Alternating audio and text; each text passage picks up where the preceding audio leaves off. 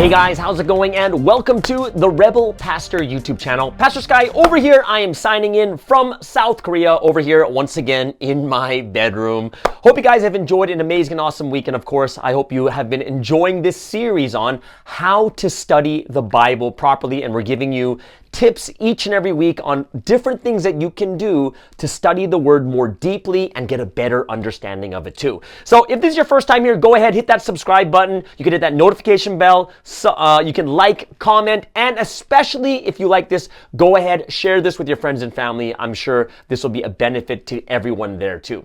Now, for those of you guys out there who are supporting this channel, I'm super thankful, especially for those who are supporting through prayer. It's something that I appreciate the most because for those of us in faith, we know that the most powerful weapon we have is not going to be our money, it's not going to be our time, it is our prayers, right? So super thankful and grateful for everyone for their prayers first and foremost. And for those of you out there who would like to support this channel financially or whatnot, go ahead, you can go to, in the descriptions, you'll find buymeacoffee.com and you can support our channel in this way too. All right, so let's get into it. Tip number 3 for how to study the Bible properly. And of course, like I said, every single week, we know the Bible is not a literal book, meaning not every single part is literal. There are clearly parts of the Bible that are very symbolic, okay? There are some parts also that need interpretation, they need context. So trying to figure out the purpose and meaning of what the Bible is trying to say is very, very important. And the verses I gave you last week, same thing. If the Bible was all literal, then Jesus wouldn't say things like, Matthew 13, 34, 35, Jesus spoke all these things to the crowd in parables. He did not say anything to them without using a parable. And Hosea chapter 12, verse 10, of course, that is about the Old Testament. God speaks to Hosea and says, I spoke to the prophets, gave them many visions, and told parables through them. All right? So now we're into the third series of how to study the Bible properly, having that clear understanding that the Bible is not literal. Okay? So I gave you 2 tips already, and we're going over the story of Joshua chapter 10, verses 12 through 14. And this is where we're going to go through all the different tips. It's a great story because you can use all these different tips that I'm giving you on this one story. So Joshua chapter 10, verses 12 through 14 says, on the day the Lord gave the Amorites over to Israel, Joshua said to the Lord in the presence of Israel, sun, stand still over Gibeon, and you, moon, over the valley of Ajalon. So the sun stood still, and the moon stopped, till the nation avenged itself on its enemies, as is written in the book of Jashar. The sun stopped in the middle of the sky and delayed going down about a full day. There's never been a day like it before or since, a day when the Lord listened to a human being. Surely the Lord was fighting for Israel. Right? So here's the thing. The first tip was question. Make sure you question the Bible, not to disregard, not to disprove, but to seek and to find out more of what it's really trying to say, right? Remember, what's the biggest question you need to ask from this story, just reading that, is if the Bible is literal and it says that the sun stopped, the sun stopping means that before it stops, it means it has to be moving first, right? So the Bible is saying that the sun moves, but the question we should ask is, does the sun move? And the answer is no. We've all learned since elementary school that the sun is the center of our galaxy and the earth revolves around the sun. It's the earth that moves and not the sun, right? So these are things that we question so that we can go deeper into the word. The second tip I gave you was start looking for evidence, right? 2 types of evidence. One is real evidence, which means scientific evidence or historic evidence. And the second type of evidence is assumed, meaning it is something that is common sense that everyone would assume together. Okay? So in this story of the sun stopping, there is this common sense thing that we should assume that should be evidence of this story. And there's something different to this story than we thought.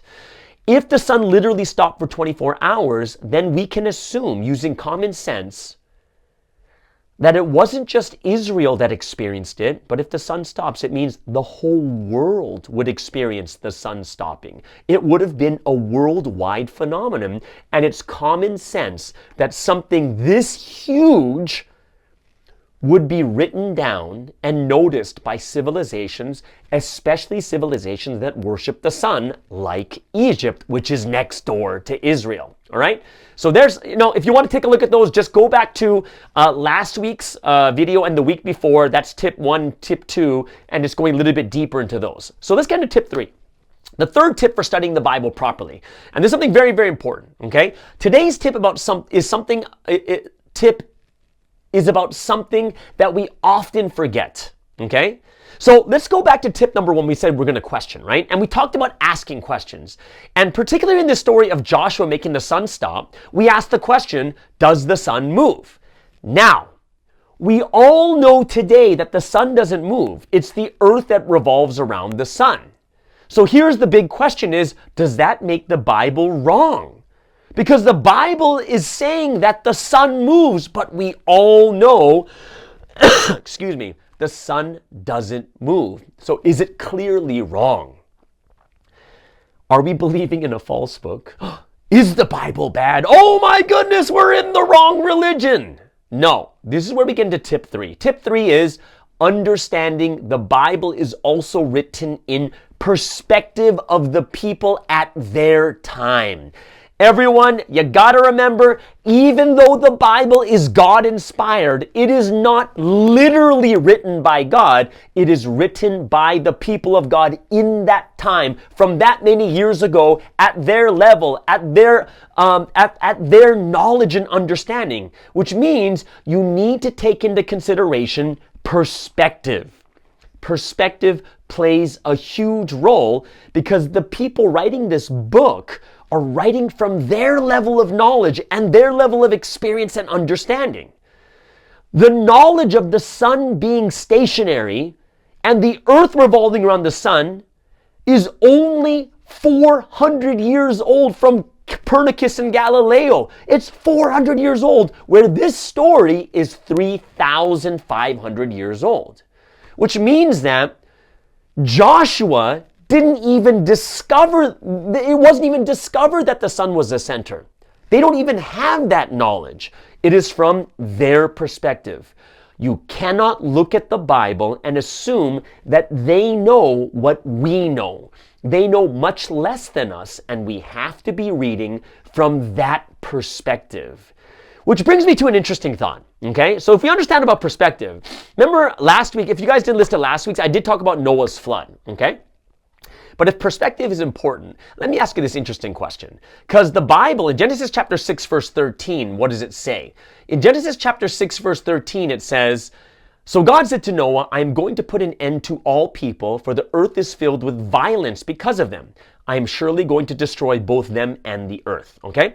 So this could bring up a question for us to study is, what if what we are reading is perspective, meaning it's not literally the entire world, but it is the world according to what Noah knew back then, which isn't the entire world, right? Now, what I'm telling you is, this is all, remember, this is all good. We're asking these questions for what? To help us to understand or to get deeper insight into the words of God.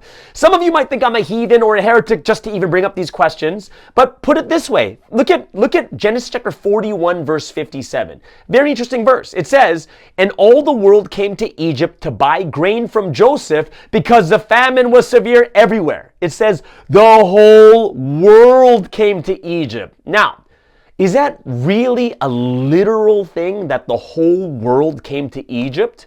Was the famine really severe in the whole world? Has it ever happened where a famine is at every part of the world? And the answer is no, right? If it was that severe, then you would find this evidence in every single civilization all at the same time. The whole world came to Joseph? Come on. Now we have way too many questions to ask, like, how did the whole world know that Egypt even existed, right? Do they? What was their transportation? How long would it take from Australia to Egypt, from America, from South America to Egypt, or from these islands that have to take a boat, go to land, and then travel? How did they all know that they had to go to Joseph? And how long would it take? Would they all die before they would go all the way to Egypt, grab all the food, and come all the way back? America wasn't even discovered until way later. How did they, there's too many questions that come up. Why am I saying this, guys? It is food for thought. It is for us to study. That is the key point. The key is, if you're just studying by reading and saying, hallelujah, and you flip the page, that is not studying. That is not even trying to understand.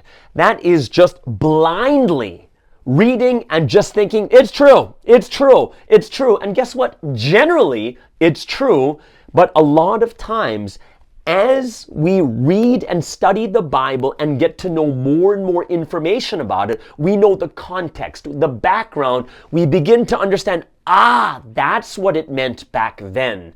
How would that compare to today? Oh, this is what they were thinking. That's a great question to ask. And it's something that brings a great harvest to our mentality, our mindset, so that we can understand the Bible much more differently, right? Studying the Bible is a great thing that we can do. It is something that will feed our spirits. It's something that makes us even search more deeply for what God is trying to say to us. And I know that sometimes we're gonna end up at a roadblock. I'm not saying that you're gonna get every answer. Sometimes we may not get an answer, and as people of faith, through faith, we realize, you know what? God may answer this at another time. However, there will be those times that when you ask those questions, when you think a little bit more deeply, and when you find the common sense evidence, the real evidence, when you start looking at perspective, what happens? You reach an answer and you're like, this is what God is saying. This is what God is doing. So I hope this is something that you guys are gaining a lot from. This is tip number 3. We're going to continue on next week too to another amazing tip we can give you when it comes to reading the Bible, right? So everyone, hope you guys enjoyed it. Hope you guys are having an amazing and awesome week. For me, it is busy, huge event. I think it's like 20,000 people coming to this retreat. And I'm going to be crazy busy at this time. So I hope that you guys will enjoy your week. Have an awesome time together with God, with the Holy Spirit, with Jesus. And I hope that everyone will be able to study the Bible even more deeply. And we'll get into tip number 4 next week. All right, everyone, have an amazing, awesome week. See you again. Pastor Sky signing out on the Rebel Pastor Podcast. Bye-bye.